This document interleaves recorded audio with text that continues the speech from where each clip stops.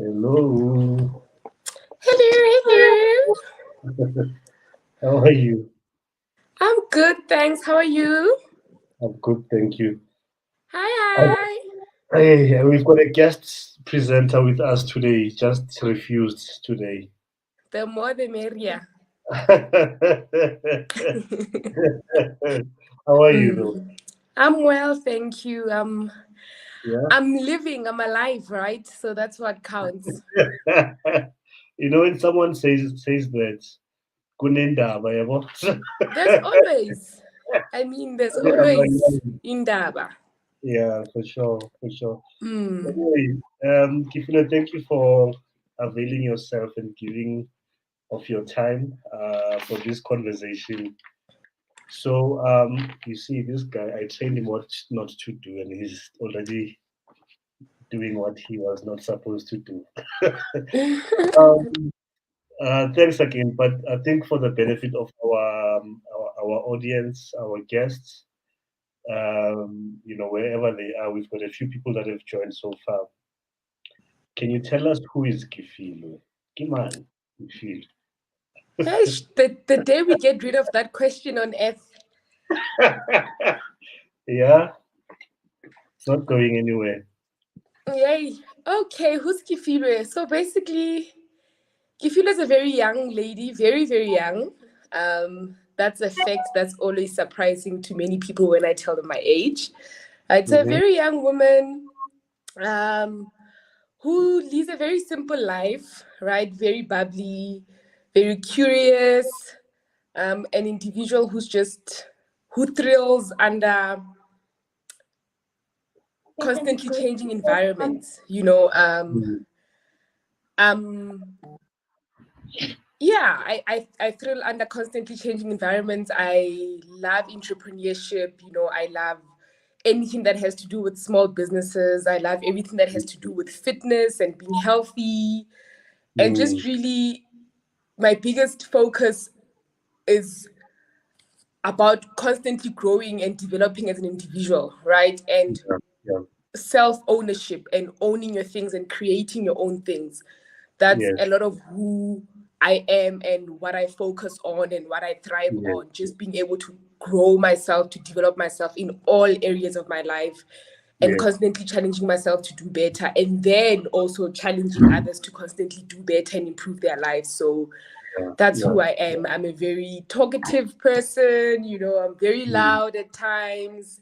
And yeah, that's in it just who Kefilwe yeah, is. yeah. Yeah. I think I want to take you back to a certain time. I don't know if you remember how you and I met, ne? or or came to interact, but it was on Twitter. And I think I don't remember if I followed you or you followed me first, but I came across one of your tweets around career related stuff. It was just one of those, the kind of content that you really have to dig and scratch to get to in a space like Twitter. Do you understand what I'm saying? Mm. Where there's easily a lot of toxicity and all of that kind of stuff. So two things, because you are the one who put it out there. Uthe you're a young lady, so I think the people want to know ukuthi young kangakanani Kefilwe. And then the other thing is, you've mentioned a couple of things in your response. And one of them was, you mentioned your passion for fitness, your passion for entrepreneurs, and all of that. Unpack that for us, ne? After you've told us how young you are, etc. And as well as what does that mean in terms of what you do in your day-to-day activities, and maybe what people that are watching, how they can benefit from connecting with yourself. Okay.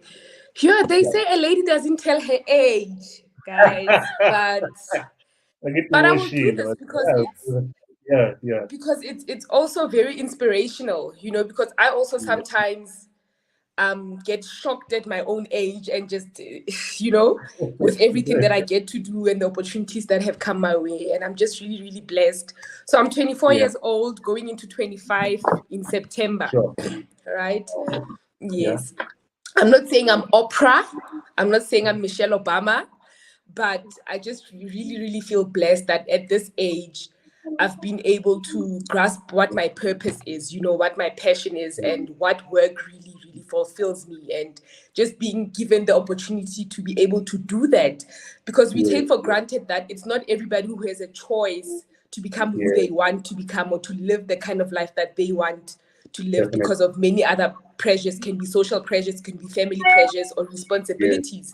That end up leading them to live or do work or get into careers that they don't want to. But at this age that I'm at, I'm really, really, truly grateful that I've been able to dictate and direct my own life, which a lot of my peers don't always have that kind of opportunity.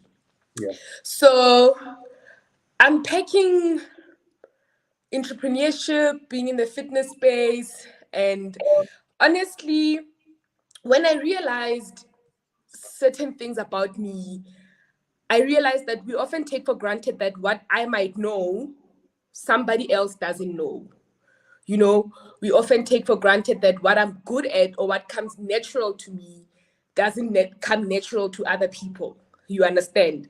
And when growing up, entrepreneurship, business ownership, coming up with creative business ideas always came natural to me from a very, very young age. I've had multiple small businesses growing up. I've opened a spaza shop while I was still in primary school.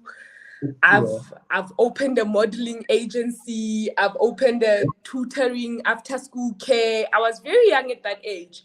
And surprisingly, I was charging like 2 rands, 5 rands, for the kids to come and be part of what I do. And at that time, I didn't know that was entrepreneurship. That was me being business-minded and being direct towards the career or path of going into business ownership or entrepreneurship. I didn't know. For me, it just came naturally. I would wake up and be like, oh, what can we do today? All right, I'm going to open an after-school care, a tutoring, whatever, and taking pieces of papers from my school, bringing them back home, calling the kids on the street, their parents coming, giving me 2 rands, the kids sitting around me, I would teach them. It just flowed naturally. And then as I grew up, it just became a constant thing. From going to my high school, going into my varsity, still had businesses. I was from selling eggs. I used to sell eggs. I used to bake cookies, to sell cookies. Anything that could give me an extra source of income as a university student, I did it.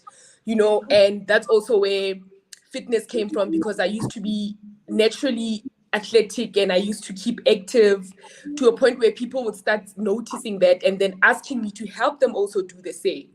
And then they were willing to pay me for that. And then I was like, oh, okay, this can be a business, Before I changed my business name to Grandest Version, it was called Student on a Budget Fitness. So, once then I transitioned from university and I couldn't do the student group anymore, then I had to give it a more mature name. So that background shows that growing up, I've been naturally drawn to something that today you look and it's not everybody, it's not this kind of thing, ideation, coming up with a business and really seeing it through to a point where it can sustain you, doesn't come naturally to other people, and it came naturally to me.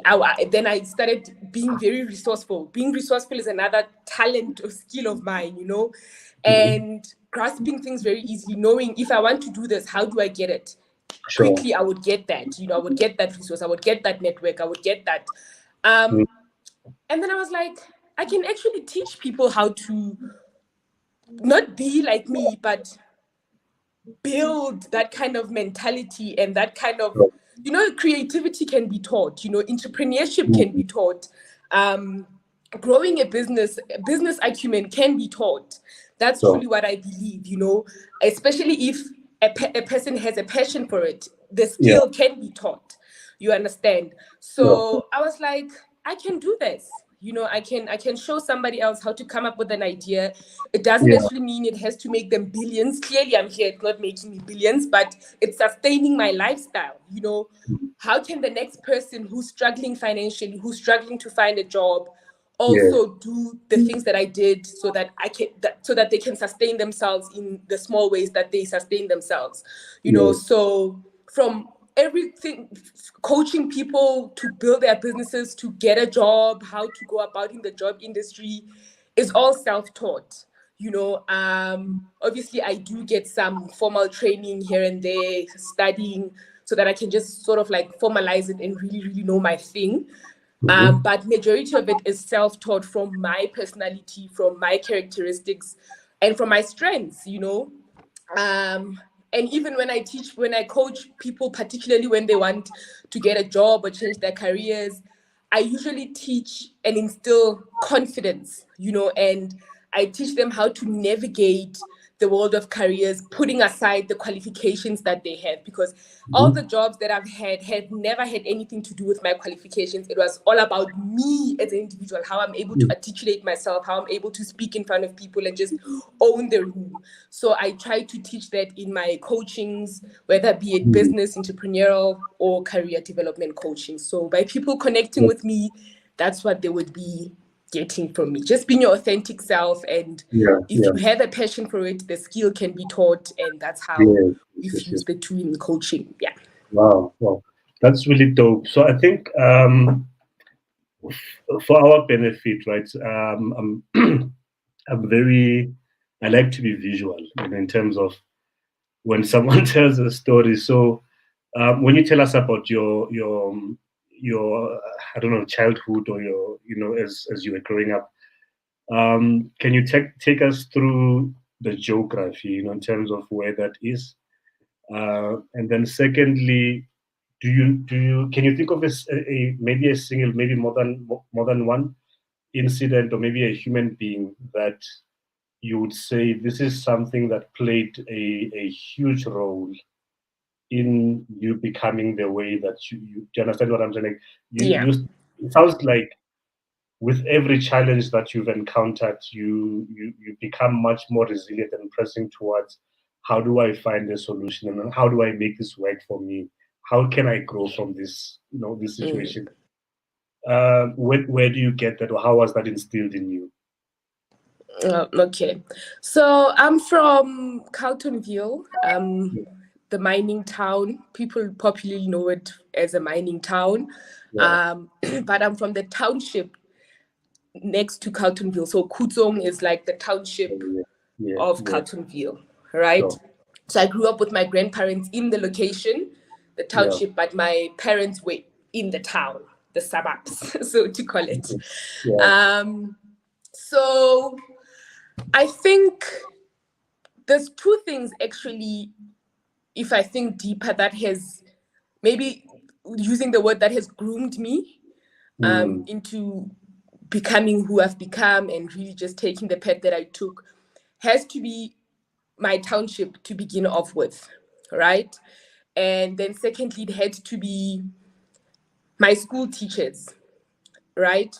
And I will mention one particular incident with our principal back then.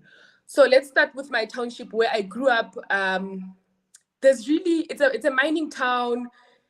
Everything and everybody there, after finishing school, everybody's headed to the mines, you know? It's sort of like the next thing, the next thing, the next thing.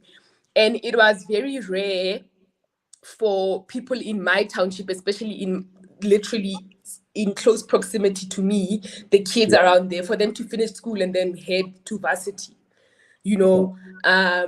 So I was literally, not to say the first one, but the first one who is well known, because I was a very, very popular kid, you know. But I was the first popular kid to go to varsity, and more particularly Wits University. At that time, it was a thing of, you have Wits University, one of the biggest schools, universities. If you go there, you are the smartest kid and whatever, you know. So just from being that kind of a popular kid, a lot of people, even my peers, would look up to me, you know, and they would always just, and they were struggling, but I don't want to say I wasn't struggling, but I always seemed to be a little bit ahead of them. You know, like Sure. I said, being a very resourceful person, if I wanted to do this, then it came naturally easy for me. And then with them, it was just a constant struggle. And I would see how they would see me and then see me as somebody who can actually help them change their situation. I don't know where they got that lie from, but you know, some things it's not you, it's just the nature of things. Like the universe just has a way of putting you in a spotlight that you don't think you deserve to be in, or you don't feel that, why me, you know, like I don't have what these people think I have, I don't know what these people think I know, you know, but somehow that's how I was sort of like perceived back in my community with the people that were living closer to me. So they would constantly ask me questions. How do I do this? I want to get into varsity. How do I? Please help me. I want to start a business. You've done this. How do I, you know? And I think that built much of who I was. And I was like, oh no, I could do this. This is me. And it flowed naturally. I didn't even have to force it. Somebody would come and ask me something and I would have an answer for it that I had no idea where it came from, but it seemed to be the right answer, you know? I didn't struggle with that. And from that point onward, I pressed on and I kept on saying, how can I then step up and help a little bit more harder? You know, how can I step up and give people these resources? How can I step up and help people to get information, to get into the things that they want to get into? And then obviously when I got to varsity, my first company that I started and registered was called Kefilwe Lekabe, which I'm now, I think we've had that conversation, trying to resuscitate, you know, where I was providing mentorship to high school kids. I was going around high schools, giving talks. We've been to a township like Tembisa. You know, the idea was to start a media company in the community, you know, because I was doing broadcasting at that time, and I was like, let's get young kids into new careers that they don't know about, like broadcasting, journalism, right in our township. That at that time, hey, let me tell you, had I not stopped doing YouTube, I'm sure now I would have been a YouTube mogul. Because I started being on YouTube when it was starting to get very popular. It was not popular, but it was getting there, you know? And then I stopped because we wanted the money. I just felt like, YouTube is not a real job. Hey! So that's how it happened. And then I just worked daily, every day, to say, how can I bring what I know and then let myself know more to take that back to my community, you know? So that's what it is. So with my community building me, and then with my school, I remember I was in the top 5 for being chosen as a head girl. It was a big thing then. I really, really wanted the position of being a head girl. And when I didn't get the position, my principal said to me, this is a small position for you. There's bigger positions that you are going to fill in your life. You know, she said, he said to me, you might think this is a big thing, but there's bigger things out there. There's bigger leadership roles that you are going to be playing in your life. Trust me. And since that time, my whole world changed, you know, and I was like, I want that bigger role. I want that position that he's talking about. And I think automatically and naturally, you know, you know what they say, when you think of a blue car is the only thing that you're gonna see. You know? So I started thinking more about that. I want to become a leader. And then everything that would lead me to that started flowing to me, you know. Started reading more, you know, started doing more research, you know, and just capacitating myself with information. And that's what grew me. I think that thing of saying, what is he talking about? You know, because they would mention that you are meant for leadership, you know, because I was always very charismatic, you know. In high school, I was naughty, but charismatic, naughty. You know, I stood out from the pack. So teachers back then, they called it being a naughty kid. You know, Yeah, I sure. didn't fit the mold. I would question everything. If they said go left, I wanted to know why should we go left and not right. Yeah. You know, if I didn't like something, I would be the one in the class to stand up and ask no. People would always poke me, and if they wanted to say something but they didn't have the confidence to, they would come to me and please say this on my behalf. Please ask Mhm. this for me on my behalf.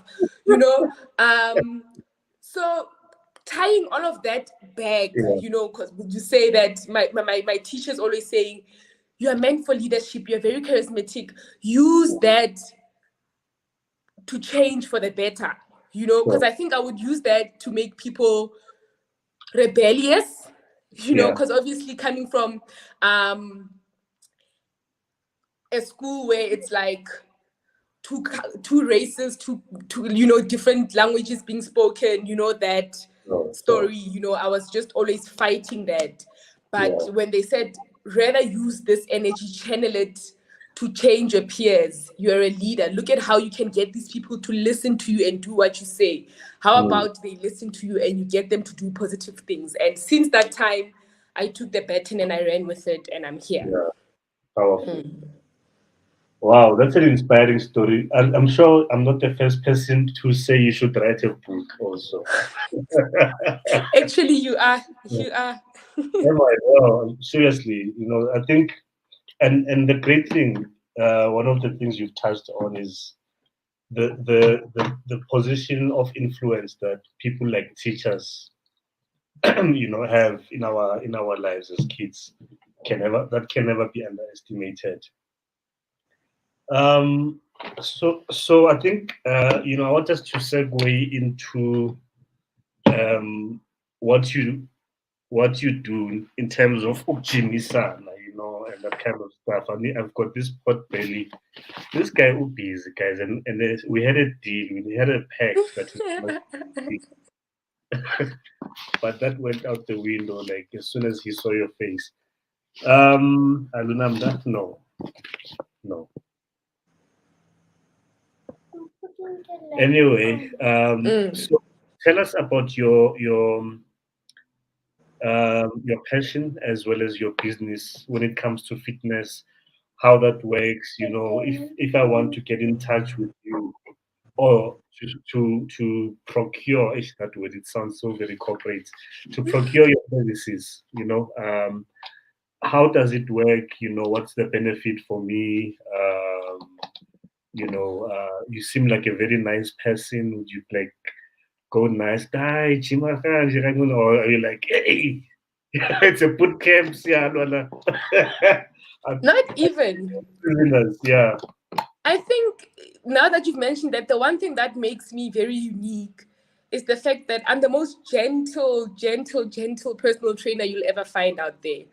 I mm, don't like the perspective that exercise has to be difficult and it has to be hard yeah, or it has to be pushed down your throat. You sure, know, my main goal with my clients that I train is to make them enjoy every minute with me. You know, mm, to enjoy the exercises and the workouts that I make them do, so that even when I'm not there, because they feel good when exercising, they can do it on their own. You yeah, understand? So I think for me, it's more about making people enjoy movement more than making it feel like it's a chore or something that's gonna drag them every time they think about going to do it, you know? So I'm very, very gentle. I listen to my clients. I do what they want. You know, I mm, mean, they can I mean, I always say to people, anybody can go to YouTube and get a free workout. You know, the internet is full of free workouts, you yeah, know, but when you train with me, when you take me as your coach, you're taking somebody who first of all understands that you're an individual, sure, right? And your lifestyle and your needs are also very specific and unique. And that's something that YouTube or anything that you might get from Google that's free might not offer you. And that is why ultimately people will start a fitness program, whether they've downloaded it from Google or they see it on YouTube. 3 weeks later, they've stopped, you yeah, know, because there isn't that connection of, but this doesn't suit me. This kind of style of training doesn't suit me. I'm just doing it because it's written, lose belly fat when you do this 30-minute workout. But it's not individual. It doesn't understand what you eat, what your lifestyle looks like, how your sleeping patterns, emotionally and mentally, what are you struggling with? What are your capabilities physically? So when you take up coaching and training with me, most importantly is understanding these specific things that has to do with your overall health. You understand, and making sure that they suit your lifestyle, making sure that you enjoy them, and yeah, we shouldn't make fitness hard. We shouldn't make it scary. We shouldn't make it daunting. And also, taking me as your coach, it's more about accountability. When they say two chords is better than one. I'm the second chord when it comes to a fitness journey. Like I said earlier on, things that might come easy to me might not come easy to another person. And I think when I started my fitness journey with training other people, I realized that fitness comes so easy to me. I can go run and squat and jump and do push-ups. It's very easy. It flows. I don't struggle. But starting to train people, I started to realize and get into their shoes and be like, this doesn't come easy to everyone like I thought it actually should. Not everybody prioritizes exercising, and which is absolutely okay. We shouldn't make people feel bad because they aren't prioritizing fitness. There's certain things in their life that are a priority to them, you understand, and we need to accept that. And there are certain things that come easy to them and that might not come easy to me, So for me, going into the route of fitness coaching and really starting to understand my clients, I then started to say, how do I then make this easy and enjoyable for them? They can account to me. They can, even though fitness is not a priority to them, but when they do it, they can feel good and it's done and they are happy, but they don't have to always be thinking about it at the back of their head and feeling bad when they don't do it, So it's just about get into the habit, feel good after working out, enjoy it, and that's it. That's with me. If you're going to struggle on your own, I'm the coach that you are looking for. So yeah, simple and plain. That's good. Tell me something. Last Konje, which year are we now? I lose track of time, and it's 2022. 2022. So when we went into the lockdown, right, in 2020, especially the hard lockdown, how did that impact you from a business perspective? So, I mean, like, maybe take us through your journey. I imagine, in the kind of industry that you operate in, it was difficult to do those face-to-face sessions, etc. How did that affect you, and then how did you find your way through, those challenges? Honestly speaking, for me, 2020 was an eye-opener for me. Yeah. And it was the year I think I worked the hardest. Sure. For me, business was not, in 2020, business was not affected. I was lucky and blessed enough because my clients were very, very comfortable with transitioning online. I was also very, very lucky and blessed because I had the gadgets for it. Because we also undermine how we say to everybody, go online, but other people weren't prepared. They don't have the gadgets for it. It's not everybody who has fast fiber internet. It's not everybody who has a cool, expensive phone with a nice camera that can stream or whatever, So I was very lucky that I had the gadgets ready when it happened. My clients were really, really awesome and they allowed to transition online.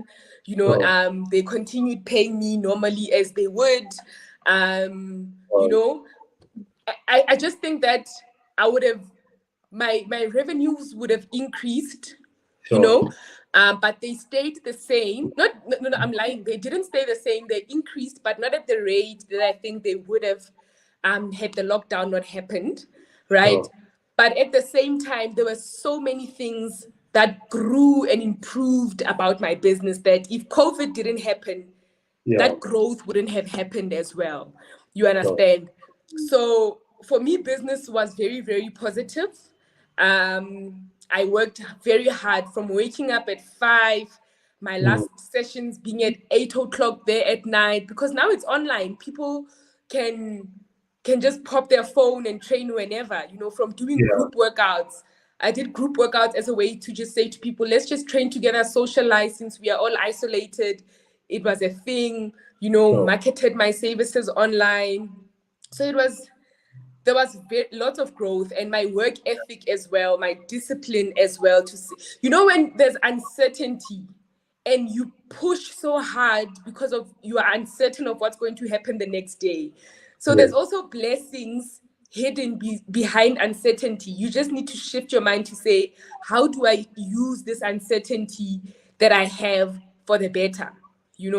So that uncertainty really, really upped my work ethic. It upped my work, my discipline, how I approached my work. So I'm thankful for it. It wasn't a good year for everybody. I'm sending love and light to everybody whom the year didn't go well. You understand?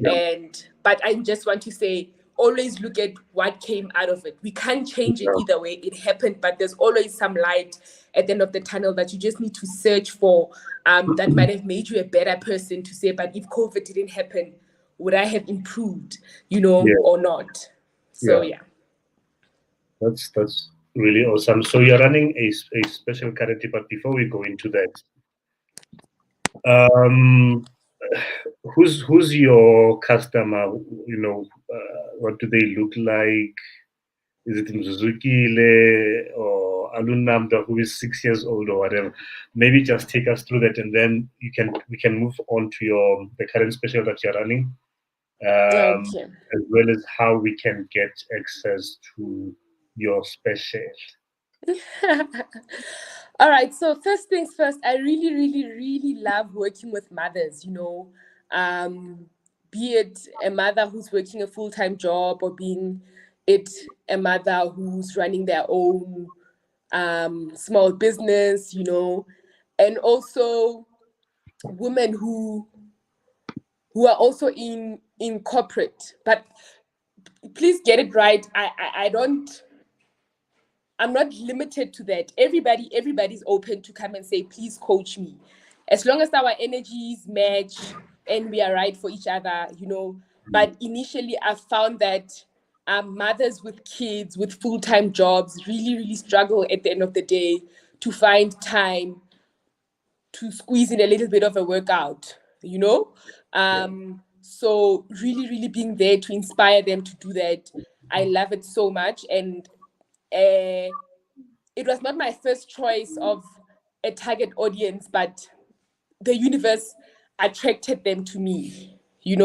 As I grew in my profession, that was the kind of group that I would get more of. And I said, maybe this is what I'm called to do, And even people, like I said, women that work in corporate, we all know how corporate is so demanding to a point that emotionally they are exhausted, physically, they don't have the time. They're chasing the corporate ladder, and just fitness is just the last thing on their mind. So my target is always people to say, pause a little bit, and it's time for you now. You've taken care of the kids, you've taken care of business, you've taken care of work. Where is you in all of this? Because majority of the time, my clients, either they're struggling with sleep, they have lower back problems, they aren't eating right, they aren't having time to exercise. So we work around that. It's most of the time, it's never about, I want to lose weight. It's never about, I want to have a flat stomach, or I want to look a specific way. It's always about, I just need to exercise for the sake of the benefits that exercising will do for my mind and will do for my energy, and just to keep me healthy and moving,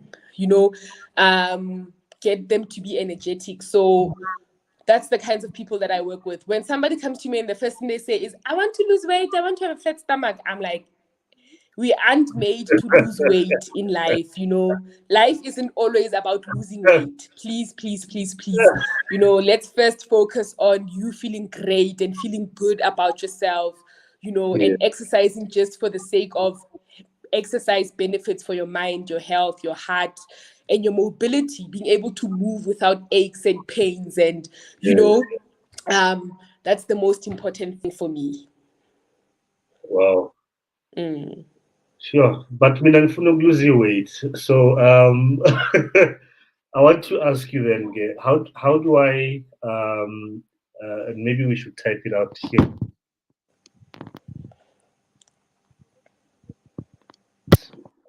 Be it your fitness, personal training, or maybe I need a coach, right?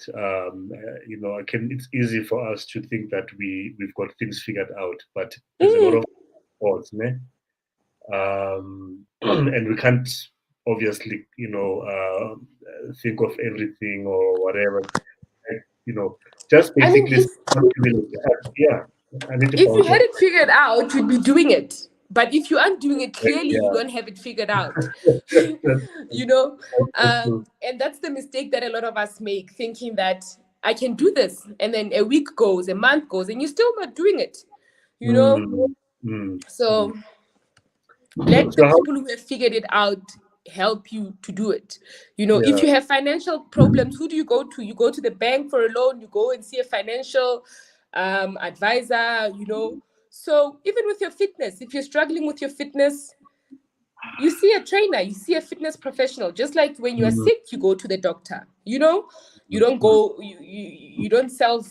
Well, there's people who self what. Oh, let's make it deeper. If you need surgery, you don't go on yourself, and you go to a professional. yeah. The same with us, and I think that's another thing that a lot of people don't understand about fitness professionals, and the respect that our industry doesn't get. People Mm, think that it's a hobby, it's a play nice thing, and it's not. We're changing people's lives. mm, I've had a client who was pre-diabetic. So for her not to get to a point where she is fully now diabetic, her doctor said, you need to start training, you need to start exercising, you need to start eating right. And she knew that she won't be able to do it on her own. You yeah. understand? So then you reach out to a fitness professional. That's why I'm saying that we are saving lives through the work that we do. And people need to see us in that perspective. They need to stop seeing us in, oh, they just help you have a flat stomach and a nice round butt, Mm, and bigger biceps.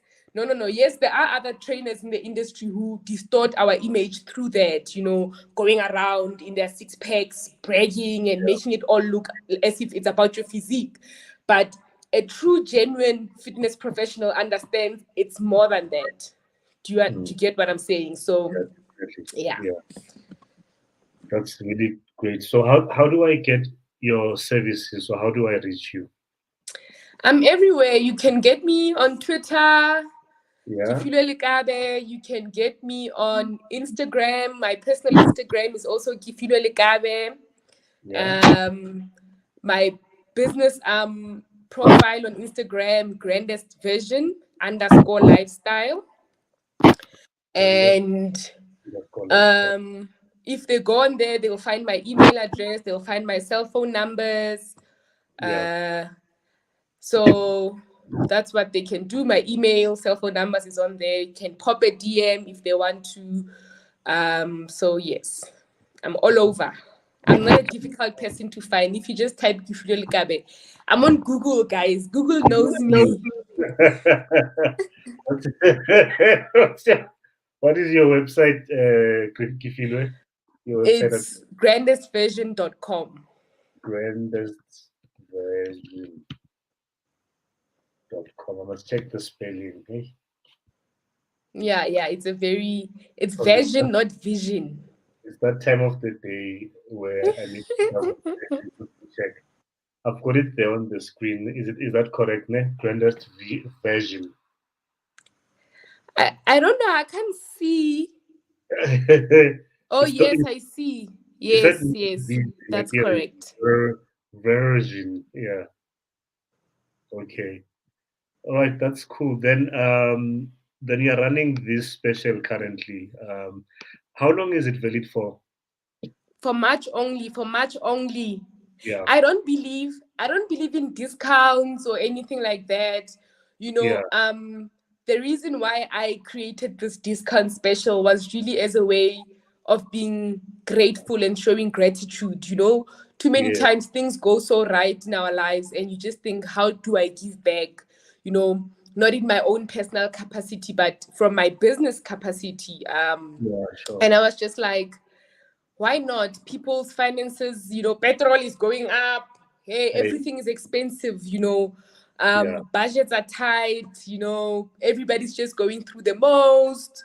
So what's the little that my business can do, you know? And then I was like, let me give off the 50% discount for all virtual plans. A whole 50%, guys. You don't get that anywhere. Hey, so that's just a special for being grateful, just showing gratitude, sending it out there to the world, to anybody who just needs to move a little bit, but nothing is working out. They need somebody to be there and support them. I'm pretty sure this is something that they would be able to afford. Plus, it's International Women's Day. When is it? Is it on the 8th? I think it's on the 8th. I might be mistaken. It's International Women's Day. It's March, I guess now. Ne? I'll go on Google now. When is it, guys? This thing I wish. It's the 8th. Yeah, I was not incorrect. The 8th, which is next week Tuesday. So I think it's the timing is also very perfect. You see. So who knows? Maybe one of you guys who sends me a message and wants to take this special package, who knows? They might keep that price forever while they're still with me. So you know, so they better grab it. They better grab it with both hands. No, man, thank you, Kefilwe. I enjoyed our conversation. I think I'll hit you up, Sizo Jima. But I'm not a single mother, so I don't qualify. So, like I said, it's not limited to, you know, it's not limited to, yes. I wouldn't say no to money. Whether it's male or it's female, it's money. It buys bread from the stores. So that's so true. That's so true. Thank you very much for your time. We'll catch up. Man, the interview will live live, not live. I mean, on various platforms, Facebook, Insta, Twitter, and all of that. But I will send it to you as well. Ne? All right, that's great. Just final words from me, guys. Please, please love your bodies. Don't think that there's anything wrong with how your body looks, that you need to shape it up to look a certain way because magazines are telling us this is how a woman should look like. You know, that's not true. Don't exercise for that. Exercise for yourself, for feeling good, for what exercise will benefit your life, you know, your productivity, your work, your energy, just how you connect with everybody else. And that's all. That's what's important. You don't have to lose anything. Yeah, perfect. Those are powerful words, and it's also an investment. We need to invest in ourselves and be kind to ourselves. Yes. Yeah. All right. Words ndinithanda nonke emakhaya. Emakhaya. Bye. Bye.